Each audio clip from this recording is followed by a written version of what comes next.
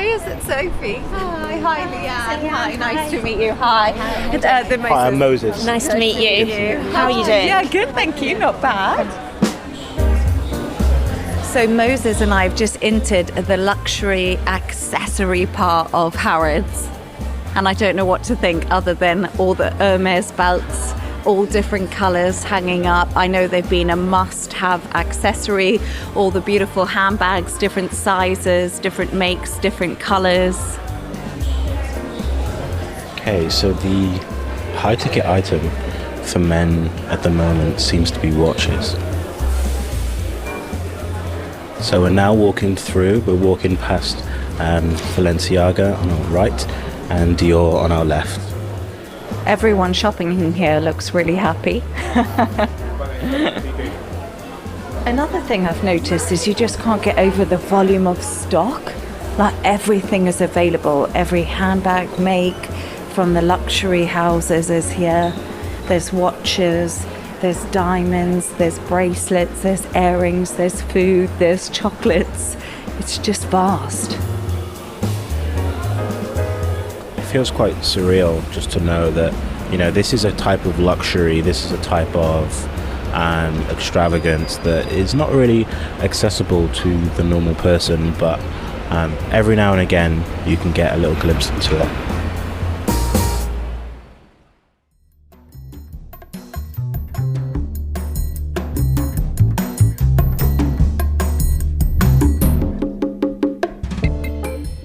On the ground reporting there from our producers, Leanne Gerrans and Moses and who traveled to Harrods this week. It's a tough job, Dave, nowadays, to see for themselves what Harrods does to actually maintain its reputation as the premier retailer in Knightsbridge. That's right, one of the toughest gigs in journalism, trailing around the fruit halls in Harrods. You know, I mean, Francine, what I find really fascinating about Harrods is what it tells us about the broader market for luxury around the world, Britain's economy. I mean, it's such an iconic landmark in West London. It's just one shop, after all, but it symbolises so much in terms of the history of London as financial capital, as where people come from all over the world to spend their money. And obviously all of that has been massively disrupted in recent years. So the future of Harrods, in a way, tells us a little bit, perhaps, about where London is headed. I'm David Merritt. And I'm Francine Lacqua. And this is In the City, Bloomberg's podcast connecting you to the conversations at the heart of the City of London. This week, a conversation with the Harrods Managing Director, Michael Ward. We talk about the luxury market, the impact of the end of tax-free shopping, and makeup. Michael, tell us about the general landscape now for shopping in London, and particularly luxury shopping. I mean, the world's shopping has been disrupted unimaginably by the pandemic. Are we back to where we were before, or are we somewhere else now in terms of how people come and shop in your store? I think there's two or three things in this, one of which is we are now back beyond 2019 sales. And that's without the Chinese customer that used to represent about 25% of our sales. And of course, the loss of tax-free shopping. So we've had many, many things to sort of fight against. So the first thing was to get back our local customers. And in doing that, we invested in very high quality cuisine. So we've put in Tom Kerridge, we put in Jason Atherton, we put in Gordon Ramsay, we put in Bjorn Franzen, who's the number 6 chef in the world. We've just signed up Massa, who's going top sushi chefs in New York. So making it a real destination for food. And then we allied that with health and wellness. And that's really given us a strong position with our local shopper, which is now representing the vast majority of our sales. Overall, how's business? Business is really good. But you have to run 3 times as quickly to get there. We have to do constant promotional activity to make it interesting for the customer. As I say, over Christmas, we totally covered the store in gingerbread to have Dior, and a wonderful world of Dior, a cafe and a full exhibition. Then we went on to Kusama with Vuitton, with a 16-metre statue that was peering in and painting the store. And then we went straight into that with Laura Piana with a beautiful cashmere collection. So you just have to run all of the time to stay still. When you say local shopper, does that mean Francine living nearby, or does that mean all of London as opposed to, you know, as you said, the Chinese tourists or people coming from, you know, India? It's a lot of people who've got second houses. So London's that sort of central hub that people feel safe. They come to London for business and they keep a house there, but they also come to us and buy in the things that they can't find anywhere else in the world. So what do they buy? Actually, is it, and how do they buy? Do they shop through personal shopping assistants, or do they actually come in store? It's a combination of both. So personal shopping is growing dramatically, but people still like that ability to just wander around. And because we have such a secure building, it's one of the few places that they can walk around without security or anyone else. What's happening at the moment is people are going to the super brands. So that mid-market brand is gradually getting more and more strain. And people are really pushing towards the Chanel, the Diors, the Hermes and the Vuittons. So are you seeing that sort of growth in the spending of these individuals on those brands? Absolutely. I mean, you only have to follow the results of Vuitton and Hermes. We've got spectacular growth. The great thing about the luxury industry is price insensitive. So if you'd invested in, I think it's the 2.55 Chanel bag, you'd have outperformed the all-share index by 50%. So it's it really is a value for life. And this, Michael, really goes to, the difference between the have and the have-nots, especially when there's, we talk about inflation and kind of the cost of living crisis. If you look at your top biggest spenders, how much do they make up in revenue? Are they really the ones that splash out? We never give the figures, but they're the vast majority. And to your point, the rich get richer, and that's the world. And of course, the other point that we've been benefited from this year is we have got a very strong presence with the Middle Eastern shopper. And they've been the recipients at the other end of our energy crisis. Is that the main region where visitors are coming now, the Middle East? You mentioned China. The Chinese shoppers are not yet back in full. Is that right? Well, the biggest by volume at the moment is America. So we've had a lot of Americans straight after COVID coming into Europe. Paris doing particularly well, but fortunately, because of rioting Parisians, they're starting to come to London more frequently. Middle East has come back strongly, but not as strongly as it was prior to COVID. But China is still quite a large proportion of our sales. So about 10 to 11% of our sales are still China. Who spends the most as tourists? The Americans very seldom spend money in Europe on high value items. And the reason is the American department stores have got a much lower markup than the European department stores. So everything, even with VAT, is cheaper in America than it is in Europe. And even with the strong dollar, I mean, I guess how much has the pound played into this a bit as well? I mean, it's rallied in recent months, but it's, towards the end of last year, it was really on the floor. But did that actually help you? It does and it doesn't, because the brands tend to price across the whole of the world these days. So they'll adjust the prices in the UK to make sure that people are not sort of going backwards and forwards to buy on price. So Dave was looking around on your online store and he found a cool ring for $1 million. Does that sell? Or does it just attract eyeballs to the Mrs. online? Merritt's birthday is coming up. I was just a bit tempted. We would tend to sell those more through our personal shoppers and direct contact with the sales assistants in the store themselves.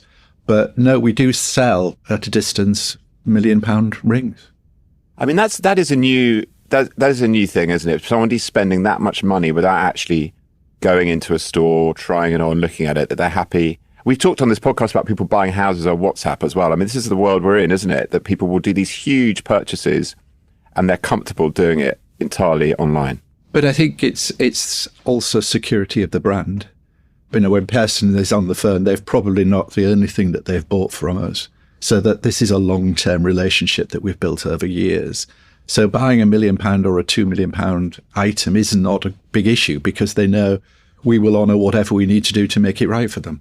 And if they don't like it, they can send it back. They can. They can, or put it on eBay. I don't know. Is that allowed, Michael? You can't put stuff on eBay that you bought from you? I'm not sure that anybody would buy it off eBay. When you look at the luxury brands that are doing really well, it's about collaboration. It's about exclusive. It's that, I don't know, 10, 15,000 pound Hermes bag where you're on a waiting list for like 2-3 years. It's that Chanel bag that everybody wants, but you can't get hold of. How much of that exclusivity actually drives the connection with your customers? So the fact that they call their personal shopper and they say, I want this bag, no one can get it. Can you get it to me? It's an element of that, but I think the whole industry, that sort of rarity and exclusivity is what makes this special. So yes, our personal shoppers have got access to stock that other people won't get. But the luxury industry has been brilliant at two things, one of which it remains cool. So the collaborations are also with streetwear brands. So they're there for the younger generation Z, but they also do the collaborations with the older people as well. So at both ends of the spectrum, they're actually playing to that audience. And it works so well in terms of desirability. And we keep launching the Kusama collections, and each one is targeted at a different age group. And it's just spectacular how they continually engage the population. Are you pulling in the younger demographic into the store as well, or is it slightly the older, wealthier clients who are still loyal? No, the Gen Z, particularly the international Gen Z, are the ones with money, and they're the ones that will do particularly when China starts to come back online. That's the reason we invested so much in beauty, because beauty is the first touch of a customer. So we usually get the exclusivity of products. So we were the first to launch Hermes. We were the first to launch Gucci. We're launching Prada. All of these builds the relationship with the customer. And because we have a CRM system that has 86% of our customers' data, we can then move them from beauty into small accessories, into bigger leather goods, and then into apparel. Does that happen organically, or does the positioning of the store help with, how you browse and how you end up in certain parts of the department store? Well, ours was never built as a department store. It was actually built as a block of flats. So it's not like any other department store that's got a journey. It's creation of rooms, and that's something that gives us the ability to make each one of those rooms special. I didn't realise it was a block of flats. So when was it converted into a department store? After the 1920s, all of the leases were taken back, but I've got some wonderful photographs of estate agents' boards on the Brompton Road selling mansion flats in Harrods. And then there are the vaults. Dave, have you ever been? I've never been. Actually, I have been invited, so it's my fault that I've never been. But there are vaults downstairs where do you still store gold for customers? We have safety deposit boxes, which we store whatever our customers want. Such as? Do you still? Well, how can we not follow up on that? You need one, Francine. But if you're, my phone? But if you're in London, you've got a second house, you'll be wanting to keep all of your large quantities of jewellery there. People want to keep their watches and things such like that there. How's London doing, do you think, Michael, compared to other big financial and cultural capitals around the world? I mean, we've written a lot about Dubai's rise as particularly after COVID and with the war in Ukraine. I mean, are you seeing more competition for these super elite shoppers to go elsewhere, or does London still have a special place? Well, I think London still has a special place, but unfortunately we're getting little or no support from government on it. The government is sort of moving away from the arts and taking funding away. So that creativity sector we've got to protect really very strongly. I think the second area as well is the loss of tax-free shopping has been a major blow, because if I'm an affluent person who wants to spend £5 million on jewellery, then I can save nearly £1 million by going to Paris. So I'm going to go to Paris. It's a loss of tax-free shopping, and that diversion of money outside of the capital for art is a major issue that could hurt us in the future. That will change. Well, it was supposed to be in Truss's budget, but that was swiftly reversed. So does that, how much have you lost in revenue because of that?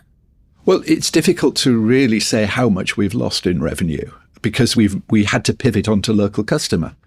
But if I look in terms of the tax-free shopping of the Americans and the Middle East in Paris, it's double that of what we're doing in the UK. And any signs that the government might listen to your, I mean, maybe are you lobbying them at all, or your industry? Are they actually listening to what the retailers are saying? We're constantly lobbying, but it's getting it on their agenda. And what we're actually saying to government is don't change policy, but ask for an independent review, because we think all of the calculations that they've made have been fundamentally flawed. So we want to put it to the Office of Budgetary Responsibility to give a view. Why do you think they're not listening? I think there are so many points that we try and engage government with at the moment, and they don't seem to listen to many. I mean, there isn't really a tourism strategy for London, whereas if you go across the whole of Europe, it's now much better integrated across Europe and the whole of Schengen. So there's a number of areas where the government has just misdirected and not focusing. I guess, we've had people on this podcast talk about this in recent weeks, that, maybe cutting the government some slack. They've had a pretty tall order to kind of rescue the economy after the chaos of last year. And you mentioned the Truss budget. So they've been trying to kind of steady the ship, restore Britain's reputation. So the bandwidth perhaps hasn't been there whilst the economy was looking so shaky, but things are looking a little better now. So perhaps might the outlook be a little bit rosier for the rest of this year than perhaps we thought? I would hope so, but I think, I'm afraid I won't cut them any slack. It's self-inflicted wounds and the fact that everybody has to run 3 times as fast now than they used to do. So, no, you've got to just get yourself in a structure that can make proper decisions. And, the UK can't lag behind the rest of Europe when it comes to having a really, really strong tourism policy. I mean, when I was growing up, it was a huge treat for me to come into the Harrods toy department. That's what I used to love doing. All the people demonstrating this unbelievable kit. Never used to buy anything, mind you. It was all far too expensive. But we used to actually goggle at it all. And then around the food hall, but those 2 areas you haven't mentioned so much. Presumably the margins are a lot smaller on selling Lego or selling smoked salmon. Are you going to continue to have those departments which do sort of pull in the crowds? No, we've just refurbished the 4 food halls back to the standards that they were there in the 1870s when they were originally built, with the original tiles.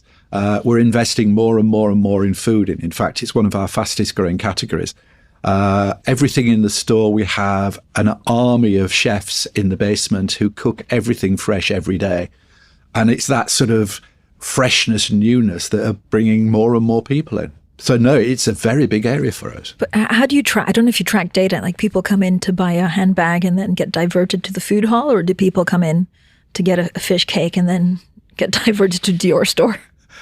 Well, people... What do you do, Francine? Which way around? I never get diverted, obviously.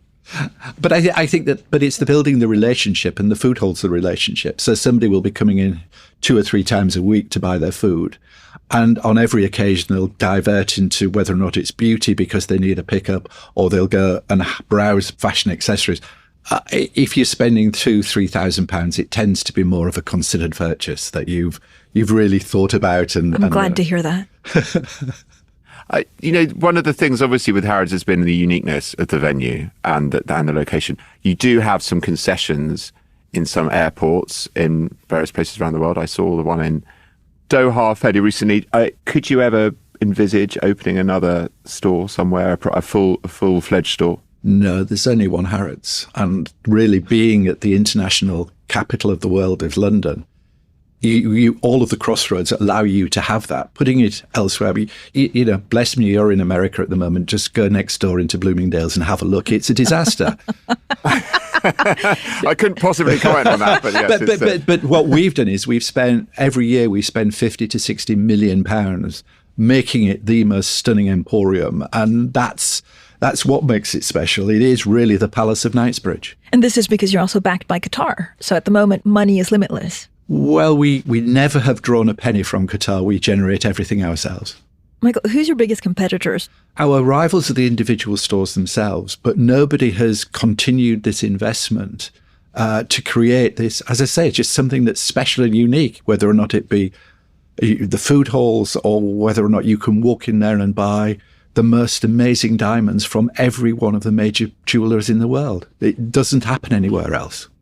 And do you think all of those other competitive centres, and we've talked about Paris multiple times, do you think that the UK government, and perhaps with the economic situation improving, do you think London's going to reassert itself? I think you just called it just now the capital of the world in some respects. Do you think that's going to continue for the foreseeable future? If we can start to get more investment back into the areas that we touched on earlier, such as making sure that our creative industries continue to rule the world, and that we have this growth in the soft power, we have a stable environment which people come to. As I touched on earlier, the fact that Paris is constantly on problems is the biggest thing that drives particularly the Middle Eastern customer away from Paris and into London. So stability of law, great culture is really the key to making sure that London remains here. Why do you worry about the creative industry? Is that Brexit related, or is that just government funding? It's government funding. Do you think that a Labour government would be better at taking care of the creative industries? Would that change? I have to say, I don't worry about a Labour government because historically, whether it's Labour or Conservative, they tend to do broadly the same things. So making big changes isn't something that government likes. So I think that it'll probably be a continuation. Although they have, the Labour opposition have talked about some of the arts funding questions that you've raised. Maybe perhaps they might have a bit more of an open ear to some of these concerns. We really hope that they have an open ear, but I think it's one that when you have some of the best creative industries in the world, that you would want to nurture and preserve rather than isolate. Michael, how long is the scaffolding there for? I think that it was Big Ben and now Harrods. We finished the scaffolding at the beginning of November. We're replacing all of the facade lights with digital lights so that we'll be able to reduce our carbon footprint by 27 tons. And are you having a big unveiling? No, we'll think about doing something quite interesting because we can change all of the colours. Oh, wow. Multicoloured Harrods. Multicoloured Harrods. So loss of revenue, but worth it for the planet. Absolutely. Michael Ward, thank you so much. Thank you. Thank you.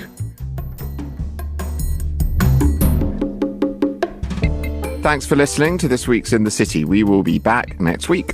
But in the meantime, if you like our show, please head on over to Apple Podcasts or wherever you listen to podcasts and rate, review and subscribe. This episode was hosted by me, David Merritt. And me, Francine Lacqua. It was produced by Summer Sadi, Moses Andam and Leanne Gerrans. Additional editing by Blake Maples. And special thanks to Michael Ward and Sophie Green.